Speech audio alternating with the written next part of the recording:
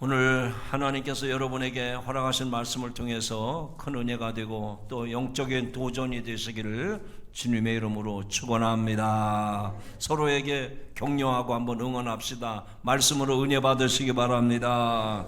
말씀으로 도전 받으시기 바랍니다. 사랑하는 성도 여러분, 우리는 이 세상 살아가면서 수많은 만남을 경험합니다. 어떤 사람을 만나느냐에 따라서 인생의 방향이 바뀌기도 하고 또 인생의 가치관이 흔들리기도 합니다. 좋은 스승과의 만남이 있는가 하면 신실한 친구와의 만남도 있습니다.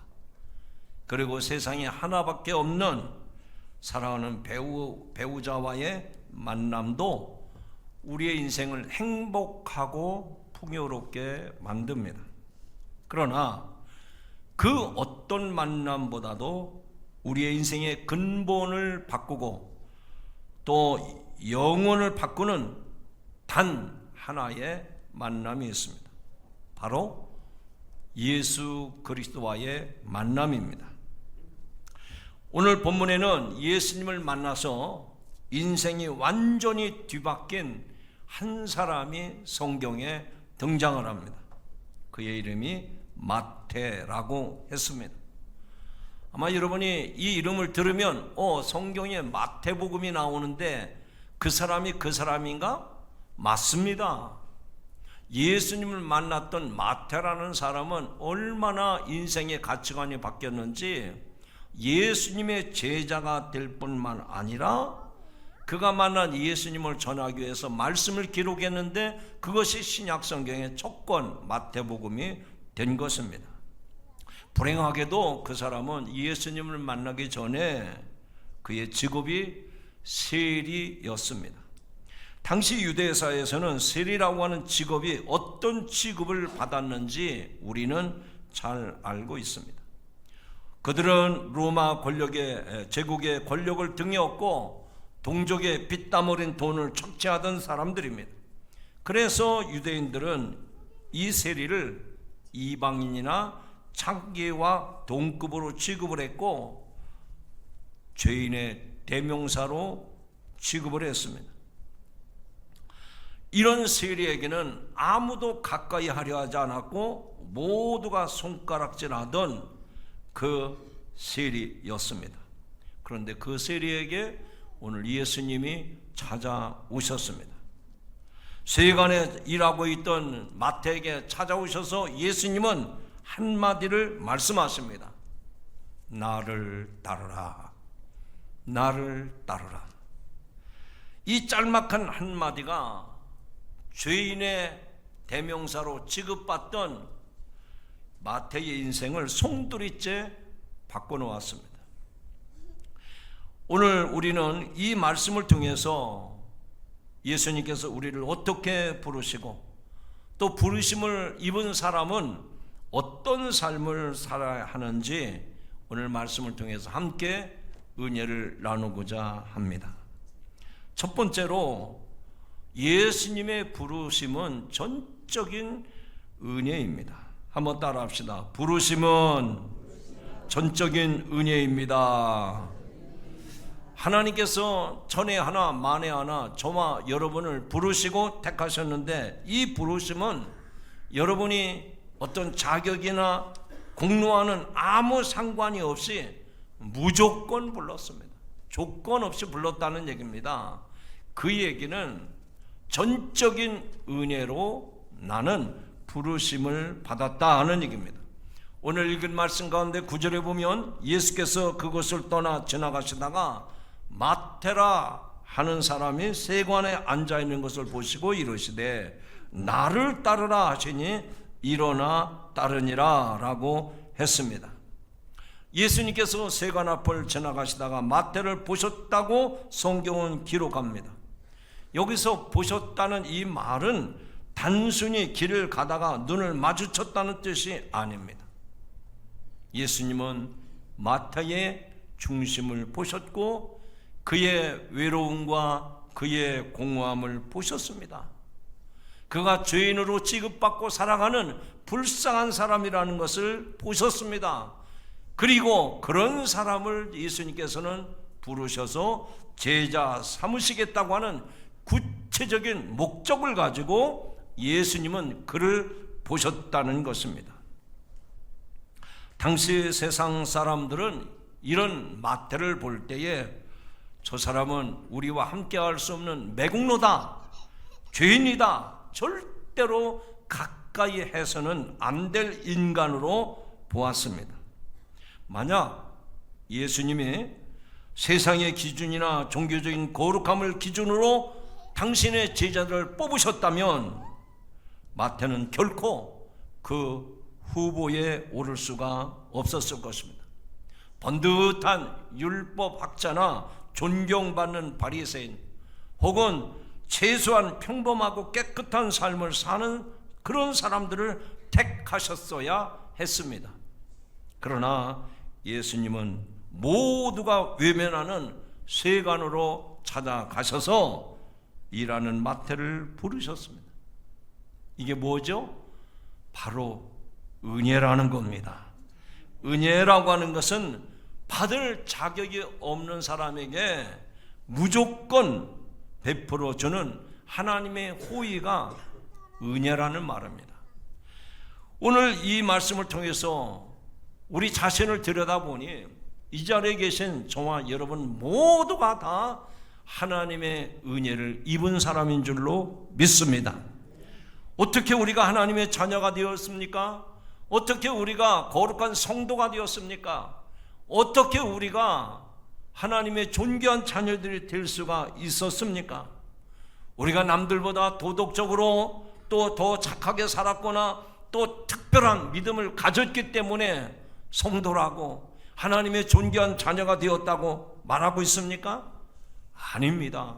아무리 들춰보아도 추한 것뿐이고 부족한 것뿐이고 내 양심으로도 내가 나를 가르쳐서 하나님 앞에 이렇다 할 만한 자격이나 조건이 없었습니다. 그런데 그런 우리들을 하나님께서는 어여삐 여기셔서 오늘 하나님의 자녀로 또 거룩한 성도로 불러주신 것을 믿으시면 아멘 하시기 바랍니다. 우리는 영적으로 보면 틀림없이 마태와 다를 바가 없습니다. 세상 욕심에 눈이 어두워서 세상의 부귀영화를 누리기 위해서 어떻게 해서든지 돈만 된다고 하면 무슨 직업이든지 무슨 일이든지 마다하지 않는 마태의 모습이 오늘 나의 모습 아닙니까? 나라를 팔아서라도 로마 앞잡이 노릇을 했던 그 마태 같은 사람이 우리 자신 아닙니까? 그런데 자신의 유익과 자신의 부귀영화만 구했던 우리들을 주님은 찾아오셔서 우리에게 하나님의 자녀되는 그리고 성도되는 귀한 은혜를 허락해 주신 줄로 믿으시면 아멘 하시기 바랍니다. 그래서 사도 바울은 고린도전서 1장 27절에서 이렇게 고백합니다. 하나님께서 세상의 미련한 것들을 택하사 지혜 있는 자들을 부끄럽게 하려 하시고 세상의 약한 것들을 택하사 강한 것들을 부끄럽게 하려 하시며 라고 말씀을 합니다. 미련한 것들을 택했다고 했습니다. 약한 것들을 택했다고 했습니다. 달리 말하면 저와 여러분의 허물과 죄가 얼마나 많은지 그럼에도 불구하고 우리를 불러주셨다는 거예요. 이것은 은혜 아니고서는 다른 설명으로 이해할 수가 없습니다. 사랑하는 성도 여러분, 오늘 말씀을 들으면서 여러분의 마음속으로 감사 또 감사하시길 바랍니다. 여러분의 죄목을 주님께서 열거해 놓으신다면 부끄러워서 고개를 들 수가 없어요. 정말 사람들 앞에서 나는 예수 믿는 사람이라고 말할 수가 없습니다. 그런데도 그런 것을 다 접어두셨습니다. 정말 세상에 속된 말로 말하면 우리의 과거를 묻지 아니하시는 주님이심을 믿으시기 바랍니다. 우리의 죄와 허물을 먼저 따지지 않으십니다. 그저 있는 모습 그대로 우리를 찾아오셔서 너는 나를 따르라고 말씀을 하십니다. 오늘 이 아침에 세상의 수많은 사람들 가운데에서 저와 여러분을 부르시고 택하시는 그 주님 앞에 주님, 제가 여기 있습니다. 저를 써주십시오. 그렇게 고백하며 결단하는 성도가 되시기를 주님의 이름으로 축원합니다. 그렇다면 이렇게 부르심에 대해서 응답하는 성도라면 우리는 순종할 수밖에 없습니다. 그리고 주님 앞에 감사할 수밖에 없다 하는 얘기입니다. 부르심을 받은 사람은 이 마태의 모습을 통해서 볼 때 즉각적으로 순종을 했습니다. 그리고 기쁨으로 잔치를 배설하고 많은 사람들에게 주님을 증거하는 전도인으로 살아가는 모습을 볼 수가 있습니다. 오늘 말씀 가운데 9절 하반절에 보면 예수님의 부르심에 대해서 이 세리 마태는 어떻게 반응을 했습니까? 아마 약삭 빠른 사람 같으면 이렇게 얘기했을 겁니다. 예수님, 제가 세리인데 갑자기 예수님을 따르겠다면 저희 앞날은 어떻게 되는 겁니까? 제가 좀 고민해보고 생각하겠습니다. 그러니 저에게 정리할 시간을 주십시오. 여러분, 제가 왜 이런 말을 만들어서 할까요? 우리들도 그런 사람이라 말입니다. 예수님이 찾아와서 너는 나를 따르라 말씀하실 때 제가 직업은 어떻게 해야 됩니까? 내 자녀들은 어떻게 해야 됩니까? 나의 미래는 어떻게 해야 됩니까? 이런 것 때문에 정리가 안 됩니다. 좀 예수님을 믿긴 믿겠지만 나중에 따르면 안 되겠습니까? 우리들도 이 마태와 같은 고백을 할 수밖에 없는 사람이라는 얘기입니다. 그런데 오늘 성경의 말씀에 마태의 고백은 아주 간단 명료하게 고백을 합니다. 따라합시다. 일어나 따르니라. 다시 한번 일어나 따르니라. 할렐루야. 예수님, 정리할 시간을 주십시오. 고민도 좀 해보겠습니다. 내가 정리할 때 시간이 필요하니 나에게 여유를 주십시오. 이런 얘기하지 않았습니다. 예수님이 나를 따르라 말씀을 할 때 그는 즉각적으로 순종하고 따랐다는 얘기입니다. 누가복음 5장에 보면 오늘 본문과 똑같은 평행 본문이 나오는데 거기에 보면 한마디가 더 추가됩니다. 예수님을 따르는데 일어나 따르니라가 아니라 모든 것을 버려두고 따르니라. 이 마태도 가족이 있었을 거예요. 자녀들이 있었을 거예요. 아마 그 세무 일에 대한 일이라면 정리해야 될 것도 많았을 겁니다. 그런데 모든 것을 버려두고 따르니라 라고 말씀을 합니다. 여러분, 세리에게 세관의 자리는 어떤 자리일까요? 막대한 부와 안정된 미래가 보장된 자리입니다. 그 자리를 박차고 일어난다는 것은 자신의 경제적인 기반 그리고 사회적인 기득권을 모두 포기하겠다는 뜻입니다. 그럼에도 마태는 주저하지 않았습니다. 예수님을 만나는 순간 그동안 자신이 움켜쥐고 있던 세상의 재물 그리고 안정이 얼마나 덧없는 것인지를 깨달았기 때문에 그는 예수님의 부르심에 즉시 응답을 했습니다. 여러분이 제3자의 입장에서 예수님이 세관에 찾아가서 일하는 마태를 부르셨을 때 마태는 일어나 따랐다고 했거든요. 그러면 여러분들이 가운데 서서 좀 정리를 해보시기 바랍니다. 아니, 예수님이야 물론 당연히 찾아가서 그런 사람들을 부르실 수 있지만 만약에 마태의 입장에서는 어떻게 모든 것을 버려두고 따를 수가 있었을까? 여러분이 한번 정리해 보세요. 아니, 그게 어려우면 여러분의 입장을 마태의 입장하고 오버랩 시켜서 생각해 보십시오. 오늘날 나도 직장이 있고 일터가 있는데 주님이 나를 부르셨다고 하면 내가 마태처럼 즉시 일어나 따랐을 때 어떻게 그걸 따를 수가 있죠?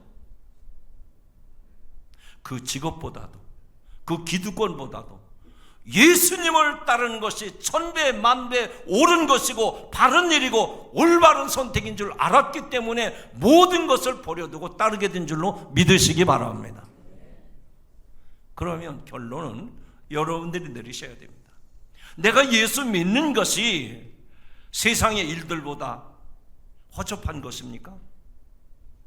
내가 돈 벌고 내가 사회적으로 세상에 어떤 자리를 차지하고 있는 것, 이것이 예수 믿는 것보다 훨씬 위대하고 놓을 수 없는 정말 영원한 가치가 있는 것입니까?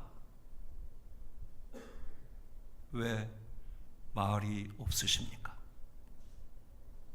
마태는 그 기득권, 그 사회적인 지위, 세상의 부호, 명예, 이것을 다 가지고 있던 사람인데 주님의 말씀 한마디에 모든 것을 버려두고 따랐다는 것은 예수님을 믿는 것이 그만한 가치가 있기 때문에, 그만큼 중요한 것이기 때문에 그는 예수님을 따라가게 된 줄로 믿으시기 바랍니다. 그래서 마태가 가장 먼저 했는 행동이 무엇입니까? 오늘 10절 말씀에 보니까 예수께서 마태의 집에서 앉아 음식을 잡수실 때에 많은 세리와 죄인들이 와서 예수와 그의 제자들과 함께 앉았더니 라고 했습니다. 이 마태는 예수님을 위해서 자신의 집에서 큰 잔치를 베풀었다고 했습니다. 그리고 자신의 동료 세리들과 세상에서 손가락질 받는 죄인들을 모두 다 자기 집으로 초대를 했습니다. 왜 그랬을까요? 자기 자랑을 위해서가 아니라 내가 만난 예수를 당신들도 만나보라고. 내가 모든 것을 버려두고 예수를 따르기로 했는데 내가 예수를 따르기로 한 그 예수님을 당신들도 만나보라고 이 큰 잔치를 배설한 줄로 믿습니다. 여러분, 여기서 마태의 심정을 읽을 수가 있습니까? 마태의 그 각오와 결단을 여러분들이 조금이라도 느낄 수 있습니까? 어떻게 하루아침에 그 좋은 직장을 내버려 두고 큰 잔치를 베풀어서 자기 동료들과 마을 사람들 다 불러서 그렇게 잔치를 하면서 내가 만난 예수, 나는 이분을 따르기로 결심했다고 그렇게 고백하고 결단하는 이 마태의 그 마음을 여러분이 읽을 수 있느냐 하는 얘기입니다. 저는 여러분들을 바라보면서 그런 생각을 합니다. 우리 성도들이 수십 년, 어떤 사람은 일평생 성전에 나와서 하나님의 말씀을 듣습니다. 그 말씀은 진리입니다. 그 말씀은 불방망이가 되어서 내 가슴을 두드리기도 합니다. 그런데 그것이 내 삶을 변화시키지 않는 거예요. 조금 양심의 꺼리낌이 들 때도 있고, 내가 인생을 그렇게 살면 안 되겠구나, 조금 뉘우침도 되고 깨달음도 돼요. 그런데 변화는 안 일어납니다. 마태의 모습과 비교해 보십시오. 마태가 지금 뉘우치고 있습니까? 내가 죄인 취급받으면서 살았구나, 이렇게 살면 안 되지, 도덕적으로 흠이 없게 살아야지, 선하게 살아야지, 그렇게 뉘우치기만 했습니까? 아닙니다. 그는 그 말씀 앞에서, 그 주님 앞에서 완전히 방향 전환을 했습니다. 오늘 이 말씀을 듣는 여러분에게도 이러한 놀라운 역사가 일어나기를 주님의 이름으로 축원합니다. 예수님은, 이 마태는 자기를 찾아오신 예수님을 만났고, 그리고 예수님이 자기에게 명령하신 그 말씀이 자기의 가슴을 터지게 만들었어요. 자기의 머릿속에 내성이 임한 것처럼 청천벽력 같은 말씀으로 들렸습니다. 그래서 앞뒤 가릴 걸 필요가 없었어요. 다 내려놓고 이제는 잔치를 배설해서 난 예수님을 만났습니다. 내가 예수님을 만난 것처럼 당신들도 예수님을 만나기를 원합니다. 그런 열정과 그런 뜨거운 마음을 가지고 이 잔치를 배설한 줄로 믿습니다. 사랑하는 성도 여러분, 오늘 여러분의 삶은 어떻습니까? 마태와 같은 이런 변화가 있습니까? 마태와 같은 그런 뜨거운 열정이 있습니까? 지금 이 마태는요, 예수님을 만난 그날 그 즉시 잔치를 했습니다. 그게 무슨 얘기죠? 달리 말하면 내가 예수님 만난 그 감격이 식어지기 전에 즉시 나가서 전도를 했다는 얘기입니다. 여러분들 중에 지금까지 예수 믿고 신앙생활하면서 다른 사람에게 전도해 본 경험이 있습니까? 물론 다 해보셨죠? 그런데 크고 작은 방해나 어려움들 때문에 아예 나는 전도는 상관없다, 나만 예수 잘 믿으면 되지, 그리고 살아요. 아니, 그리고 살 정도가 아니라 신앙생활을 은둔생활합니다. 그냥 남 모르게 남한테 피해 주지 않고 나만 슬그머니 교회 갔다 오면 돼요. 그런데 보세요, 마태는 그러지 않았습니다. 자기가 직업을 내려놨다는 걸 만인 앞에 공포합니다. 잔치를 베풀었다는 건 뭡니까? 내가 세리로서 세상 살면서 많은 부와 많은 즐거움을 누렸지만 그것과는 비교할 수 없는 오늘 천국의 잔치, 천국의 기쁨을 나는 여러분들 앞에 증거하고 있습니다. 그러면서 전도하고 있는 거예요. 전도는 신학 박사나 또 신학적인 지식이 있어야 하는 것이 아닙니다. 말을 유창하게 잘한다고 해서 전도하는 것이 아닙니다. 마태처럼 예수님을 만난 기쁨과 감격이 있는 사람은 전할 수밖에 없어요. 오늘 내가 예수 믿고 보니 이렇게 좋구나, 이렇게 기쁘구나, 이렇게 평안하구나, 그런 감동, 그런 경험이 있다면 오늘 성전문을 열고 나갈 때 여러분의 발걸음이 닿는 곳마다, 여러분이 손끝이 미치는 곳마다 이 복음을 전하며 살아가시기를 주님의 이름으로 축원합니다. 분명한 거는요, 예수를 믿고 신앙생활하는데도 벙어리가 된 사람이 있어요. 한마디도 말을 못해요. 제가 제일 가슴 아프게 생각하는 게 뭐예요? 여러분은 모르시죠? 이번에도 일본 여행을 하면서 말을 하고 싶은데 입이 안 떨어지는 거예요. 왜요? 말을 해본 적이 없으니까. 말을 해본 적이 없으니까. 아니 영어라도 또 뭐 일본어라도. 근데 제가 자신 있게 하는 말 하나가 있어요. 그건 고등학교 때 배웠던 일본어입니다. 다른 건 다 잊어버렸어요. 아이오에 오마미 모메모 사실세에서 그러다가 문장 하나를 딱 배웠는데 아리가또 고다이마스. 제가 이 투어하는 동안에 그래도 나이가 많다고 앞자리에 앉았어요. 그래서 가이드 선생님이 자 일본어 몇 가지 알려드리니까 따라해 보세요. 그래서 다들 말하는데 제 발음이 일본인하고 똑같다는 거예요. 왜 그럴까요? 중요한 건 제가 일본 여행 자랑하는 게 아니고 중요한 건 뭐예요? 다른 말은 다 못하는데 아리가또 고다이마스, 그 말은 수없이 반복했기 때문에 가능한 거예요.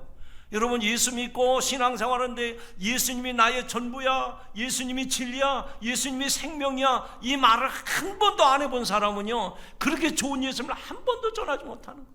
그렇게 좋은 일을 한 번도 전하지, 얼마나 불행한 일이에요. 좋은 걸 가졌으면서도 좋은 걸 모른다고 하는 게 얼마나 불행한 일이냐 하는 얘기입니다. 옆 사람 쳐다보고 연습합시다. 예수님이 좋습니다. 예수님이 행복입니다. 예수님이 전부입니다. 여러분 그게 뭐 어려워요? 그게 이렇게 어려워요? 아니 뭐 신학적으로 논리적으로 뭐 그런 거 생각하지 마세요. 예수 믿고 보니까 행복해요. 예수 믿으니까 평안해요. 예수 믿으니까 천국이에요. 아니 어떻게 그게 천국이야? 아니 교회 한번 와보세요. 그 한마디만 덧붙이면 돼요. 지금 마태는 잔치를 베풀었다고 그랬잖아요. 지금까지 마태는 인생을 살면서 수많은 잔치를 받아봤을 겁니다. 그런 자리에 수없이 경험해 봤을 거예요. 근데 자기가 예수님 만나고 잔치를 베푸니까 과거의 잔치과는 비교가 되지 않는 천국의 기쁨을 지금 맛보고 있는 거예요. 사랑하는 성도 여러분, 오늘 우리 평신도 주일 아닙니까? 우리 한국교회에 모든 목회자들이, 성직자들이 교회 부흥을 일으켜 왔습니다. 그런데 80년도에 한국교회를 변화시키는 일이 일어났어요. 그것은 하늘나라 가신 옥하는 목사님께서 평신도를 깨운다라는 말씀을 가지고 평신도 교육을 시켰습니다. 여러분 평신도를 깨운다라는 이 타이틀에는 어떤 뉘앙스가 있을까요? 지금까지는 교회에 있는 평신도들이 사람은 있는데 다 잠자고 있었다는 거예요. 근데 그 오카노 목사님께서 교회에 수많은 성도들이 있는데 이 잠자는 영혼들을 깨워야 된다. 교회는 평신도가 일어나야 된다. 그것을 지도하고 하늘나라 가신 줄로 믿습니다. 교회 부흥은 틀림없이 목회자의 책임입니다. 그러나 그 목회자 한 사람만으로서는 교회 부흥이 일어날 수가 없습니다. 요한의 을래도 자기 혼자만의 힘으로는 할 수가 없었습니다. 많은 신도회 모임을 통해서 평신도 지도자들이 일어나서 성경 공부하고 나가서 전도했을 때 영국의 그 타락한 사회를 새롭게 변화시키는 놀라운 전도의 역사가 일어난 줄로 믿습니다. 마태는 바로 그 첫 번째 사람이었습니다. 여러분, 오늘날 예수님이 이 땅에 오신다면 예수님의 제자 마태 말고 또 다른 마태를 찾을 것입니다. 저와 여러분이 그런 주인공이 되고 싶지 않습니까? 주님, 저를 마태로 삼아 주십시오. 제가 이번 선교여행을 하면서 간미사님들 이름을 다 기억을 못 하겠는 게, 얼굴은 아는데 그분 성함을 모르겠는 거예요. 그러니까 한참 주소록을 보고 이렇게 찾아보니까 이름을 바꿨어요. 자기 부모님이 지어준 그 이름이 본래 이름이 있는데 이름이 다른 거예요. 그리고 보니까 거기다 뭐라고 써놓은 거니? 나는 선교를 위해서 내가 내 몸을 불사르겠다. 그래서 성은 윤씨인데 이름을 선교라고 해요. 윤선교. 아니 윤태복인데 윤선교라고 바꿔놨으니 이름을 찾을 수가 없잖아요. 여러분, 이 중에 마태로 바꾸시지 않으시겠습니까? 문마태, 배마태. 여러분, 오늘 우리가 그런 사명감을 가지고 하루하루를 살아갈 수 있기를 주님의 이름으로 축원합니다. 마지막으로 예수님께서 마태를 부르신 목적이 있어요. 예수님이 전도여행을 다니다 보니까 돈이 궁해가지고, 그래, 세관에 앉아있는 사람은 돈은 많겠지. 그래서 지금 주머니를 채우기 위해서 그 세리 마태를 부르셨을까요? 천만의 말씀. 우리들의 생각과는 전혀 다른 뜻을 가지고 마태를 예수님은 제자로 부르신 겁니다.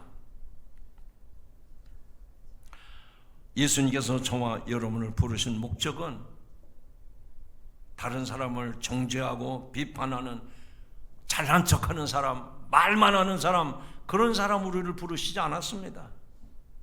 지금 마태의 집에서 벌어진 기쁨의 잔치를 밖에서 지켜보면 눈살을 찌푸리는 사람들이 있었습니다. 누굴까요? 곧 바리새인들이었습니다.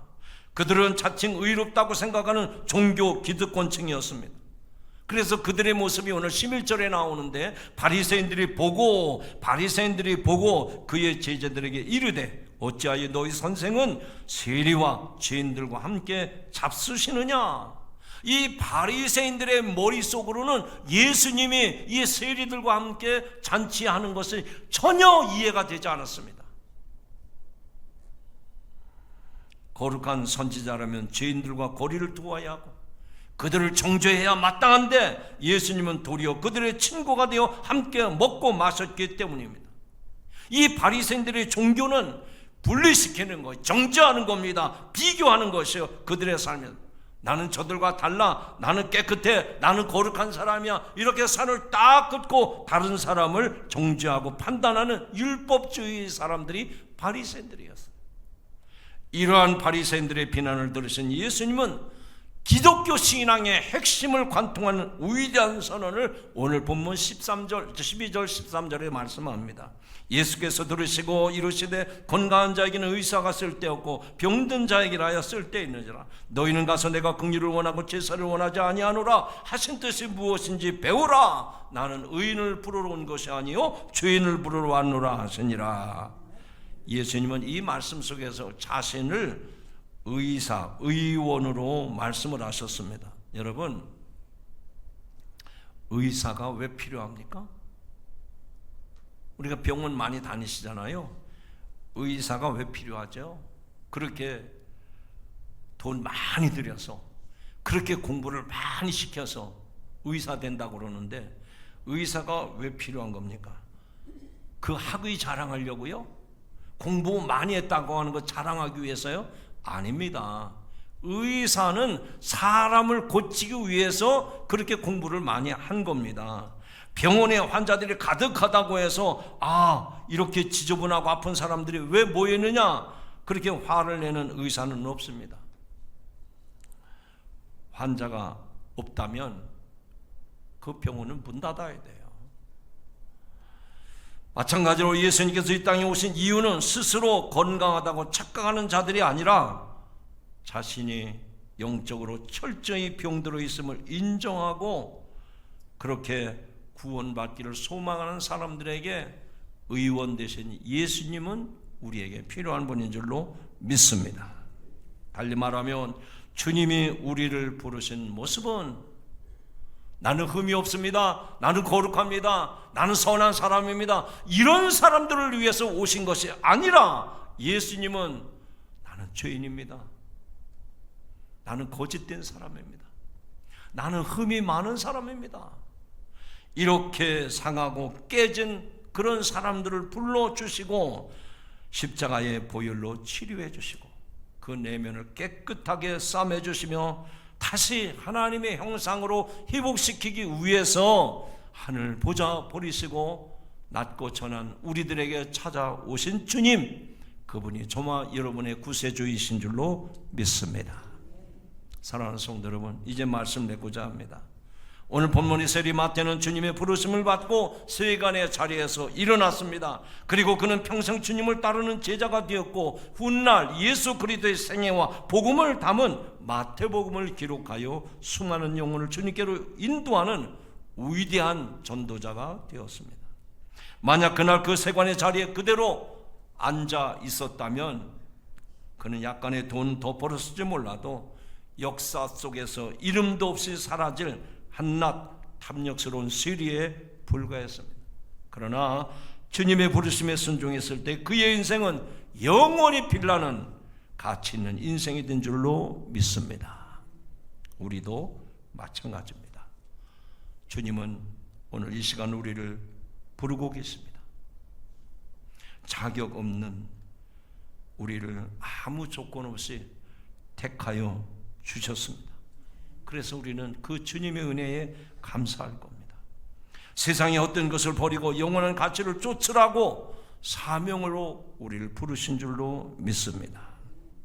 만약에 저와 여러분이 하나님이 나를 부르셨다고 하는 이 소명, 좀 달리 말하면 이 사명 때문에 우리를 불러주셨다고 하는 그 마음이, 그런 생각이 없어지면 그때부터는 우리 목에 힘이 들어갑니다. 우리 어깨에 힘이 들어갑니다. 나 이런 사람입니다, 나를 좀 인정해 주십시오. 그러면서 교회 와서도 폼 잡고 제사를 할 것입니다. 여러분, 우리는 하나님의 거룩한 부르심, 사명, 하나님의 거룩한 소명을 받은 사람들입니다. 그래서 우리를 치유해 주시고 나를 통해서 또 다른 사람을 온전히 치유하시기 위해서 우리를 부르신 줄로 믿습니다. 마태처럼 이제 순종하시고 즉각적으로 순종하시고 구원의 기쁨을 복음으로 전도하시기를 바랍니다.